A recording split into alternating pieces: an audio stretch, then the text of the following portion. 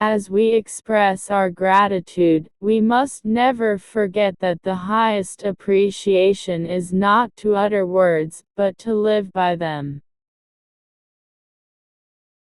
Change is the law of life. And those who look only to the past or present are certain to miss the future.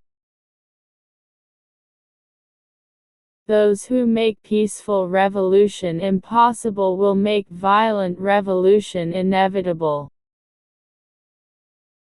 Physical fitness is not only one of the most important keys to a healthy body, it is the basis of dynamic and creative intellectual activity. There are risks and costs to action, but they are far less than the long-range risks of comfortable inaction. The cost of freedom is always high, but Americans have always paid it. And one path we shall never choose, and that is the path of surrender, or submission. Tolerance implies no lack of commitment to one's own beliefs. Rather, it condemns the oppression or persecution of others. Our most basic common link is that we all inhabit this planet. We all breathe the same air. We all cherish our children's future. And we are all mortal. My fellow Americans, ask not what your country can do for you, ask what you can do for your country. Too often we enjoy the comfort of opinion without the discomfort of thought. Geography has made us neighbors. History has made us friends. Economics has made us partners, and necessity has made us allies. Those whom God has so joined together, let no man put asunder.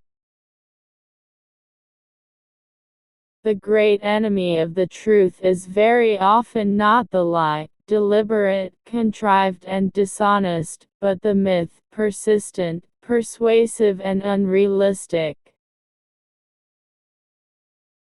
A man does what he must in spite of personal consequences, in spite of obstacles and dangers and pressures, and that is the basis of all human morality.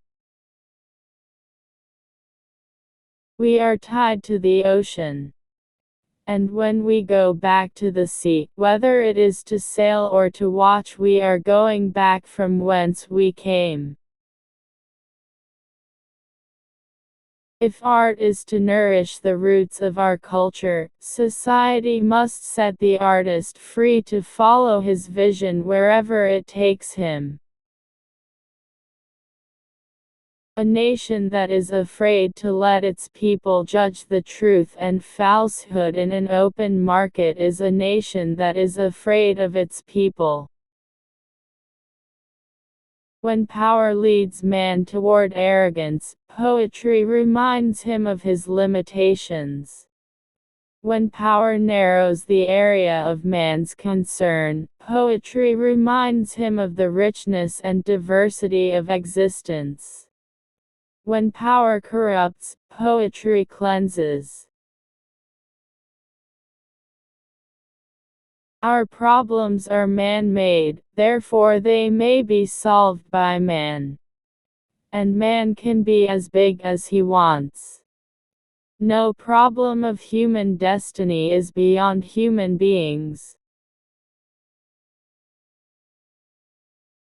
If we cannot now end our differences, at least we can help make the world safe for diversity. The goal of education is the advancement of knowledge and the dissemination of truth. When written in Chinese, the word crisis is composed of two characters. One represents danger and the other represents opportunity. For time and the world do not stand still. Change is the law of life. And those who look only to the past or the present are certain to miss the future. In the long history of the world, only a few generations have been granted the role of defending freedom in its hour of maximum danger. I do not shrink from this responsibility, I welcome it.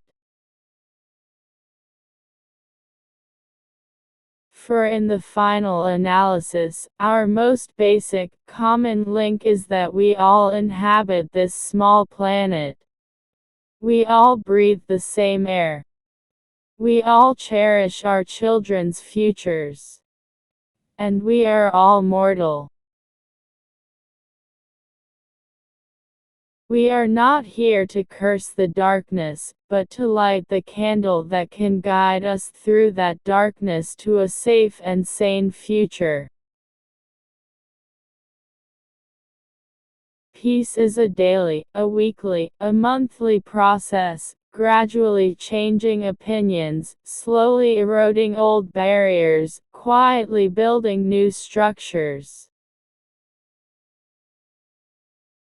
Communism has never come to power in a country that was not disrupted by war or corruption, or both. The world is very different now. For man holds in his mortal hands the power to abolish all forms of human poverty, and all forms of human life.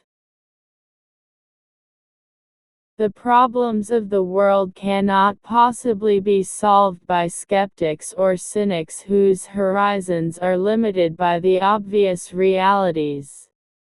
We need men who can dream of things that never were.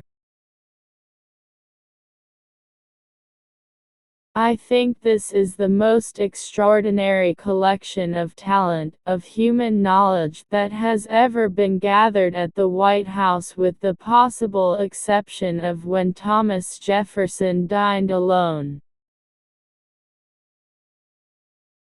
Let both sides seek to invoke the wonders of science instead of its terrors.